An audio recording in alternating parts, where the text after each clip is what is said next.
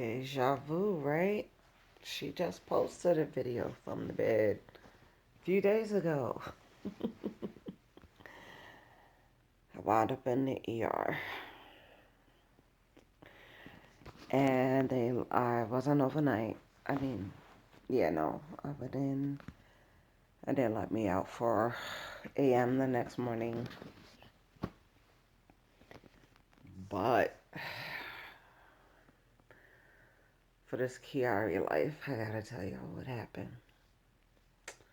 So, my last video I posted, um, this is not a good angle. The last video I posted was because I had my first severe Kiari head pain episode since January. So, I had one in January, April, I can't count. January, February, March, April. So in 3 months, which is awesome. Um, it kept me home from work. It took me down Monday night, and I couldn't get out of bed until Wednesday morning. Sorry, I was in the bed for over 24 hours. Um, but in that video, I showed you that what helped me get through. Persistent prayer, of course. And I used the real-time cream on my neck and head and stuff to help take the edge off. That worked. Um, because, especially for those of us who are the sole breadwinners for our family and could keep getting denied for disability, we still have to work. So, um, bed rest, took my medications and real-time pain relief all day Tuesday. Rallied enough to get to work and work for about 4 hours on Wednesday. But when when you go back and you're not ready, it's exhausting. So came home, just took some Furosat, used the real time on my neck and shoulders and back to relax me enough and take the edge off enough so I could go to sleep. Rallied again Thursday. Worked about, I actually worked a full day Thursday. And then after work, went to the Kingdom Hall. Had a part on the platform. After the Kingdom Hall, went out to eat with some friends. They took us out. That was so nice. And then so we got home late, but had not having given myself more than one day to really recover from the severe Chiari head pain. That was a lot. So Friday, I wanted to clean my room because I have like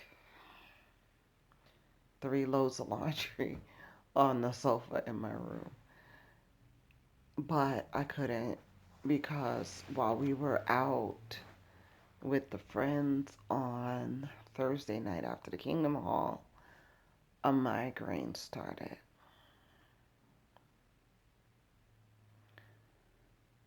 Migraines are actually usually the least of my problems because my Chiari head pain is always worse. So I got home, went to bed. I don't work on Fridays, so I said, okay, I'll sleep in late. I had some business to take care of, but I'll sleep in late. I did, And then around noon on Friday, I figured, okay, I've slept over 12 hours. I'm still, like I said, the only breadwinner for my family. I had to get up, met some friends at the VA, had a couple of business meetings with them, dropped off some real-time pain relief to a local customer. Because, like I said, locally, I will deliver in person. And then did some running around with my son to get him ready for his senior trip. I was going to have to drop him off at 3 a.m. Life doesn't stop, especially when you're a single parent or a parent, period. Life doesn't stop. Got home. Good. I got about 5 hours. I'll lay down and rest. Two friends came by to visit, and I enjoyed their visits. But as the visit went, the Chiari head pain in the back increased. The migraine in the front increased. And they met in the middle and exploded. I literally, my hand went to my head because I expected to find a hole. So my second guest rushed myself and my daughter, she came with me, to the hospital.